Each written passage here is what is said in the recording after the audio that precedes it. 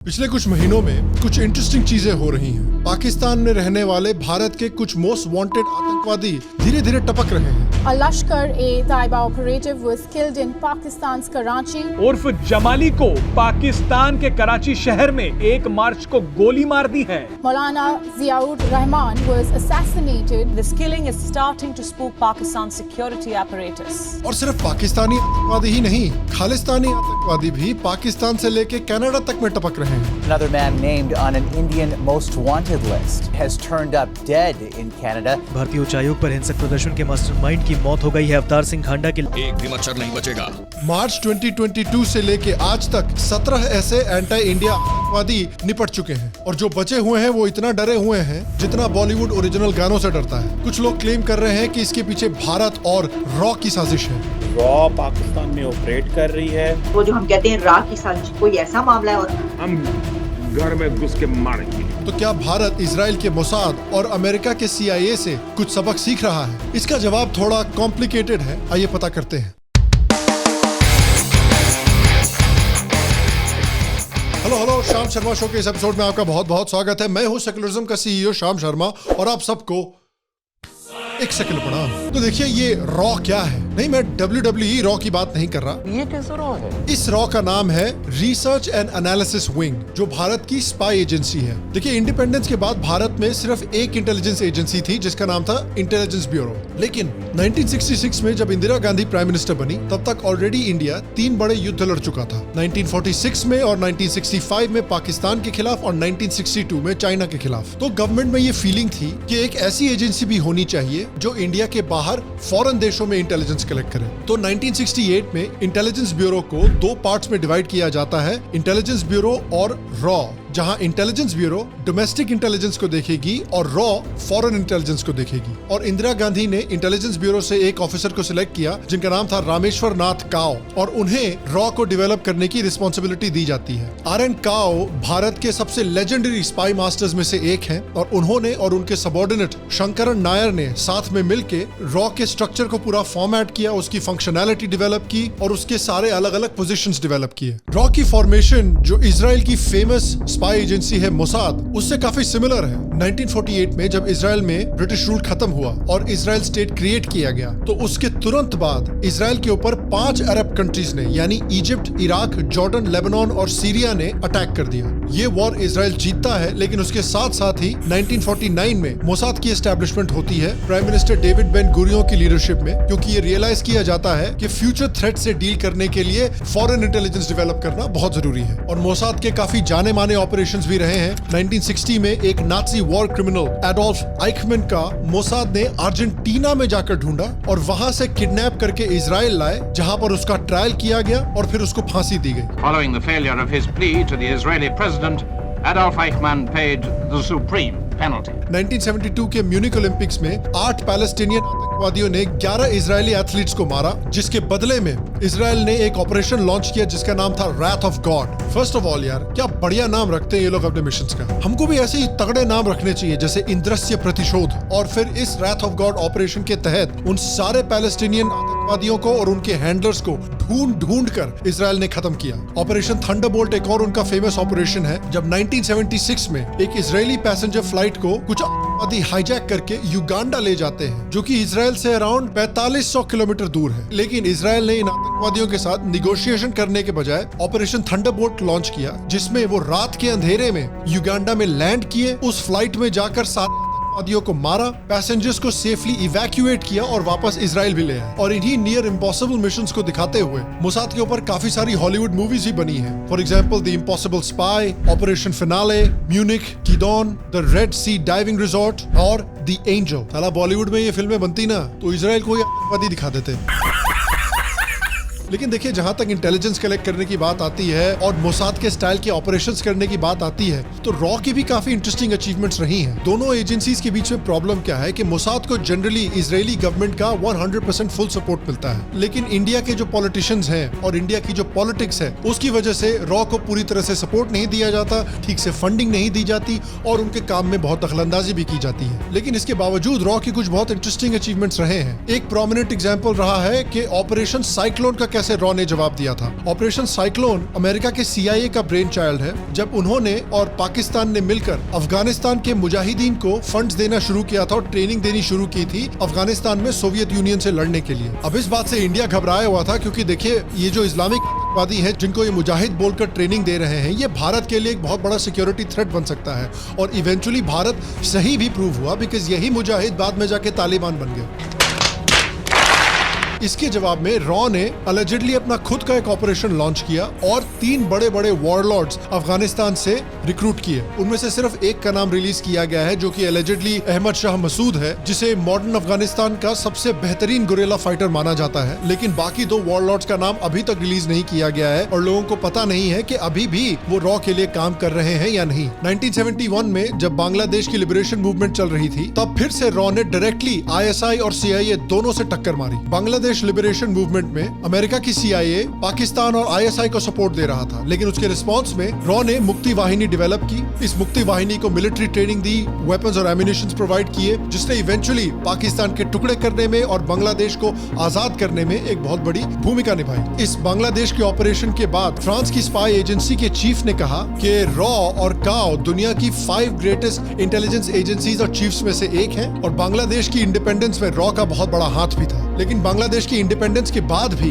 जब मुजीबुर रहमान उनके prime minister बने तो उनको असैसिनेट किया गया और एक इस्लामिस्ट मोहम्मद इरशाद की गवर्नमेंट बनाई गई, जिसको पाकिस्तान की ISI और अमेरिका की CIA सपोर्ट कर रही थी। इस गवर्नमेंट ने बांग्लादेश के हिंदुओं पर बहुत अत्याचार किए और इंडिया के लिए एक नेशनल सिक्योरिटी थ्रेट भी बन गया था। और इसमें भी रॉ ने CIA और ISI को हराकर इरशाद की गवर्नमेंट को भी हटाया। ऐसे कई सक्सेस के एग्जाम्पल्स भी रहे हैं, लेकिन अनफॉर्चुनेटली जैसा कि मैंने कहा, गवर्नमेंट की इंटरफेरेंस की वजह से कई बड़े बड़े इंपॉर्टेंट ऑपरेशंस थे रॉ के जो फेल हो गए। फॉर एग्जाम्पल, उनका एक बहुत बड़ा ऑपरेशन था जिसका नाम था ऑपरेशन कहूता, जिसमें रॉ एजेंट्स ने एक्चुअली पाकिस्तान के न्यूक्लियर प्लांट की सीक्रेट प्लान्स को ढूंढ लिया था। ये बात जाके रॉ के चीफ ने प्राइम मिनिस्टर मोरारजी देसाई को बताई, लेकिन मोरारजी देसाई ने कोई एक्शन देने के बजाय RN काओ को ही डांटा और उल्टा जाके पाकिस्तान के जनरल जियाउल हक को भी बता दिया कि भाई हमारी खुफिया एजेंसी को आपके न्यूक्लियर प्लांट के प्लान के बारे में पता चल गया है, प्लीज अपने प्लांट को जरा बचा कर रखिए। बना दिया।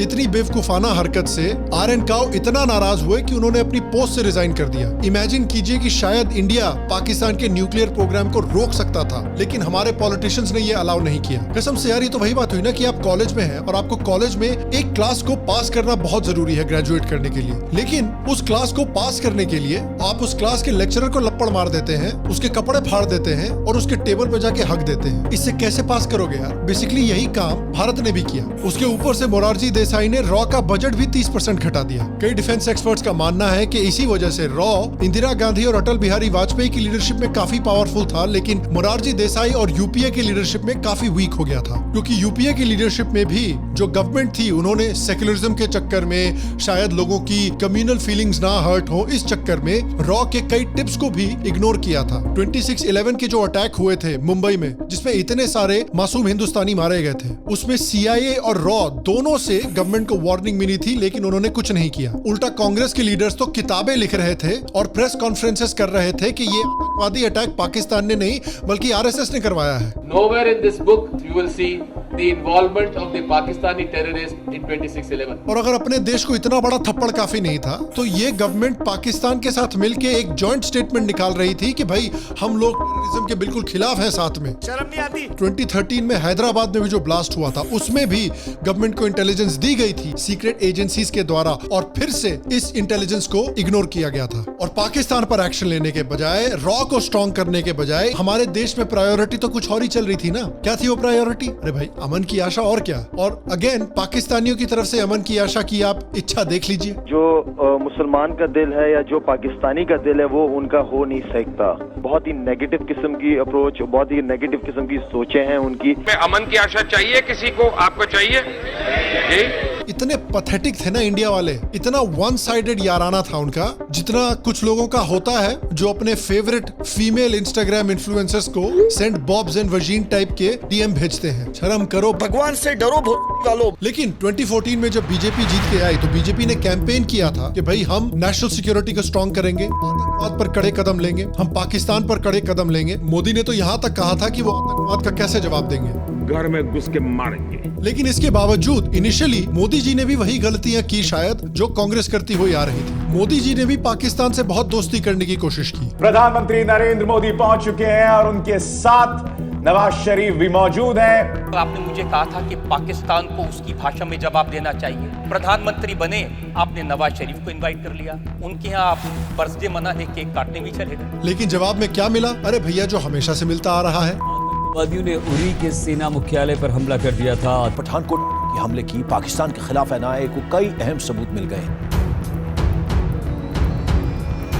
लेकिन शायद अनलाइक द यूपीए गवर्नमेंट, हो सकता है मोदी जी ने कुछ इससे सबक सीखा और आतंकवादी अटैक के बदले में कुछ कड़े कदम लिए। 19 सैनिकों की शहादत का बदला ले लिया है। भारतीय सेना ने पीओके में सर्जिकल स्ट्राइक को अंजाम दिया है। Pakistan Army has accused the Indian Air Force of crossing the line of control and trying to bomb installations in Pakistan-occupied Kashmir. और शायद अब कुछ लोग स्पेकुलेट कर रहे हैं कि वो कड़े कदम और भी कड़े हो चुके हैं। पिछले कुछ महीनों में इंडिया की मोस्ट वांटेड लिस्ट में जो आतंकवादी थे उनमें से कई धीरे धीरे टपक चुके हैं। चाहे अवतार सिंह खंड हो जिसने यूके में इंडियन एम्बेसी पर अटैक करवाया था, चाहे खालिस्तान टाइगर फोर्स का हरदीप सिंह निज्जर हो जो कनाडा में मारा गया, थाईलैंड में खालिस्तानी आतंकवादी कुलविंदर सिंह मारा गया, हैप्पी संघेरा भारत के फिरोजपुर में मारा गया। सिर्फ खालिस्तानी ही नहीं, हिजबुल मुजाहिदीन का लॉन्चिंग चीफ बशीर अहमद पीर रावलपिंडी में मारा गया। और भी कई इंडिया के मोस्ट वांटेड आतंकवादियों के साथ यही हश्र हुआ है। मुफ्ती फारूक कैसर, इसी ने मुंबई में हमला करने वाले आतंकियों को कराची के अपने मदरसे में शरण दी थी। और इन हादसों से लश्कर तैयबा का चीफ और मुंबई अटैक्स का मास्टरमाइंड हाफिज सईद भी नहीं बच पाया है। अपने आतंकी साथियों की टारगेटेड किलिंग के बाद हाफिज सईद बहुत ज्यादा डरा हुआ है। उसे टेरर फाइनेंसिंग के केस में जेल की सजा सुनाई गई है। हाफिज सईद की सुरक्षा बढ़ा दी गई है। इस समय तो हाफिज सईद सोच रहा होगा, बताइए पाकिस्तान जो आतंकवादियों का गोवा हुआ करता था, जहां पर आतंकवादी रिलैक्स और एंजॉय करने, आराम की जिंदगी जीने जाया करते थे, आजकल उस पाकिस्तान में आतंकवादी सेफ नहीं है। यार क्या हो गया इस दुनिया को? ये क्या हो गया?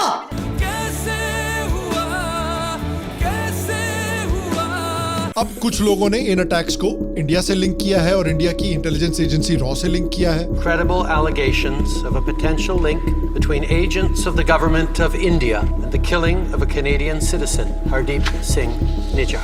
The people who worshipped with Hardeep Singh Nijjar have been shouting accusations India was responsible for his death. Indian government is involved in this. It's not like a Hardeep Singh के कत्ल का बदला लिया जाएगा, भारत के टुकड़े टुकड़े किए जाएंगे और खालिस्तान तहरीक निकल।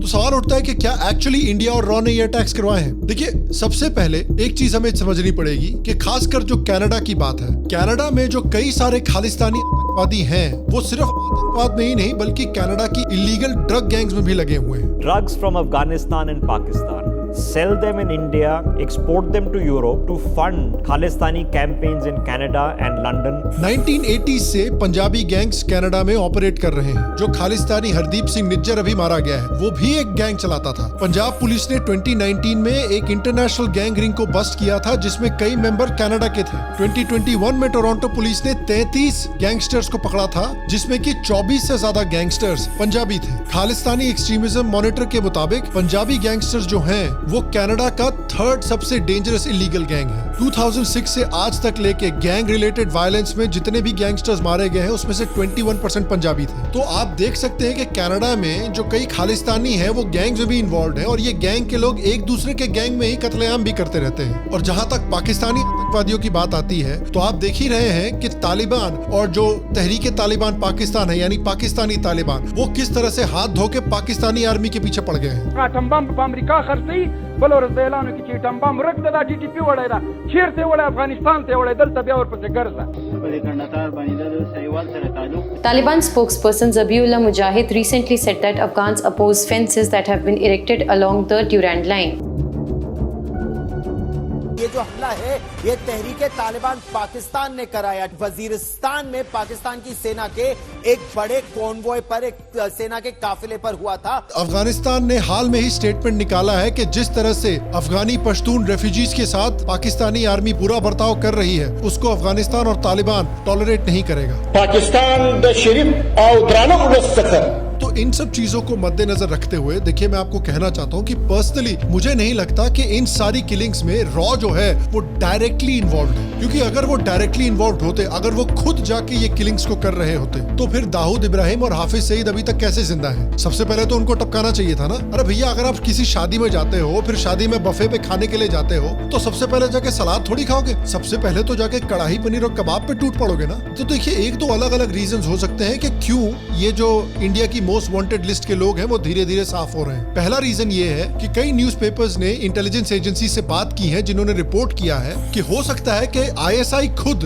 जो इन खालिस्तानी लीडर्स को पाल रही है इतने सालों से, उन्होंने रियलाइज किया होगा कि यार इनसे कुछ हो नहीं रहा है, भारत में खालिस्तान का ख तक नहीं निकल रहा। तो हो सकता है कि आईएसआई खुद इन इनइफेक्टिव लीडर्स को खत्म कर रही हो ताकि नए लीडर्स डेवलप कर सके। जो खंड मारा गया है यूके में, उसके पास एक इंडियन पासपोर्ट था, तो एक्सपर्ट्स का कहना है कि आईएसआई इस बात से डर रहा था कि अगर यूके ने उसको डिपोर्ट कर दिया भारत, तो कहीं भारत को पाकिस्तान और खालिस्तान के बीच के नेक्सस की पूरी जानकारी न मिल जाए। दूसरी बात कि अगर रॉ इन्वॉल्व भी है तो आई थिंक कि वो इनडायरेक्टली इन्वॉल्व है। This is more likely to be a grubby little gangland squabble between rival gangsters. देखिए जैसा कि मैंने आपको बताया कि ये जो खालिस्तानीज हैं जो ड्रग गैंग्स चलाते हैं कनाडा में और पाकिस्तान में, जो तहरीके तालिबान और तालिबान पाकिस्तानी आर्मी पर अटैक्स कर रहे हैं, हो सकता है कि रॉ ने इन गैंग्स को और तालिबान को कांटेक्ट किया हो या इन्फिल्ट्रेट किया हो, क्योंकि भाई हमारे दुश्मन का दुश्मन हमारा दोस्त है। हो सकता है रॉ ने देखा हो कि भैया ये लोग ऑलरेडी इनको अटैक कर रहे हैं, हम इनकी थोड़ी सी मदद कर देते हैं, इनको थोड़ा सा एक्स्ट्रा मोटिवेशन दे देते हैं। देखिए पाकिस्तान अभी भी बैंकरप्ट चल रहा है, जो ये पैसे दे देकर पालता था इतने खालिस्तानी और इतने इस्लामिक, शायद उनके पास पेमेंट नहीं पहुंच रही है, शायद वो उनकी सेफ्टी 100% इंश्योर नहीं कर सकते। तो हो सकता है इंडिया ने यहाँ पर एक अपॉर्चुनिटी देखी हो और रॉ इन गैंग्स के पास जाके या तालिबान या टीटीपी के पास जाकर कह रहा हो कि देखो यार, आप इन लोगों को ऐसे भी मारने वाले हो, थोड़ी सी एक्स्ट्रा इन्फॉर्मेशन ले लो हमसे कि ये लोग कहाँ मिलेंगे और आपकी मेहनत के लिए थोड़े से पैसे भी रख लो। इसलिए मुझे लगता है कि प्राइम टारगेट्स जो है दाऊद इब्राहिम और हाफिज सईद जैसे, वो अभी तक जिंदा है, क्योंकि रॉ डायरेक्टली ये काम नहीं कर रही है, क्योंकि इनडायरेक्टली दूसरों से ये काम करवा रही है। इसलिए शायद टॉप टारगेट्स अभी तक नहीं गए हैं, लेकिन फिर भी कई बड़े बड़े टारगेट साफ हो चुके हैं। और इसका एक बड़ा फायदा रॉ के लिए ये है, जिसको कहते हैं प्लॉजिबल डिनायबिलिटी, कि भाई ट्रूडो जैसा बंदा अगर हल्ला मचाएगा कि नहीं इंडिया ने मार दिया, इंडिया ने मार दिया, तो इंडिया बोलेगा भैया हमको नहीं पता, हमको कुछ नहीं पता, ये तो गैंग वॉर में मारा गया है बंदा। सिमिलरली अगर पाकिस्तान वाले बोलेंगे कि अरे भाई रा की साजिश है, रा की साजिश है, तो रा बोलेगा अरे भैया तालिबान ने मारा है, टीटीपी ने मारा है, हमारा क्या लेना देना इससे, कोई बात नहीं, हम तो चुप हैं। और इसका एक फायदा भी है कि अगर खालिस्तानियों को और पाकिस्तान को पता भी है कि भाई शायद कहीं ना कहीं रॉ इन्वॉल्व है, तो उससे एक रॉ का डर भी बना रहेगा। और जैसा मोदी जी ने कहा है, ये डर अच्छा है। और देखिए कुछ जर्नलिस्ट और कुछ वेस्टर्न देश है जो भारत को इस समय ज्ञान दे रहे हैं कि भैया ये तो भारत एक्स्ट्रा जुडिशियल किलिंग्स कर रहा है। वेस्टर्न देशों के कुछ पॉलिटिशियंस ऑलरेडी ये बोल रहे हैं। Secretary of State Antony Blinken has publicly asked India to cooperate in Canada's investigation. इनको सपोर्ट करने वाले कुछ जर्नलिस्ट भी इसी तरह की बातें बोल रहे हैं। The Financial Times and The Economist call for consequences should the allegations be proven. लेकिन मैं उन लोगों से एक सवाल करना चाहता हूँ कि भाई चाहे यूके हो, यूएसए हो, फ्रांस हो, रशिया हो, ये सारे देशों ने आतंकवादियों को दूसरे देश में जाकर मारा है। अमेरिका ने भाई ड्रोन्स का और स्पेशल फोर्सेस का इस्तेमाल किया है ओसामा बिन लादेन को, अबू बकर अल बगदादी को, कासिम सुलेमानी को, अल जवाहिरी जैसे लोगों को खत्म करने में, चाहे पाकिस्तान में हो, इराक में हो, ईरान में हो। यूके ने रशियन एजेंट्स को मारा है। फ्रांस ने एयर स्ट्राइक्स और कमांडो स्ट्राइक्स का इस्तेमाल किया है आतंकवादियों को सीरिया और लीबिया में मारने के लिए। रशिया ने चेचन रिबल्स को कतार तक जा जाके मारा है। तो भाई तुम मारो आतंकवादी को तो ठीक है, हम मारे तो इतना क्या गलत हो गया भाई। और मैं आपसे पूछना चाहता हूँ कि क्या आप इस रॉ की अलेजेड इनडायरेक्ट स्ट्रेटेजी से खुश हैं? क्या इसे आप सपोर्ट करते हैं? हाफिज सईद और दाऊद इब्राहिम जैसे बड़े बड़े जो आतंकवादी हैं, उनको टारगेट करने के लिए इंडिया या रॉ क्या स्टेप्स ले सकता है, क्या कर सकता है? नीचे कमेंट सेक्शन में मुझे जरूर बताएं। और गाइस, शाम शर्मा शो ने अभी हाल में ही एक नया पॉडकास्ट चैनल क्रिएट किया है, जहां पर हम बहुत इंटरेस्टिंग गेस्ट के साथ बात करने वाले हैं, जैसे विवेक अग्निहोत्री, आनंद रंगनाथन, अभिजीत चावड़ा, डो पॉलिटिक्स के वैभव सिंह। तो अगर आप उनके साथ हमारे पॉडकास्ट देखना चाहते हैं तो नीचे डिस्क्रिप्शन में क्लिक करके उस पॉडकास्ट चैनल को जाके जरूर सब्सक्राइब करें। बाकी मैं आपसे अगले एपिसोड में मिलूंगा और तब तक स्वस्थ रहें, सुखी रहें। फिर मिलेंगे और आप सबको एक सेकंड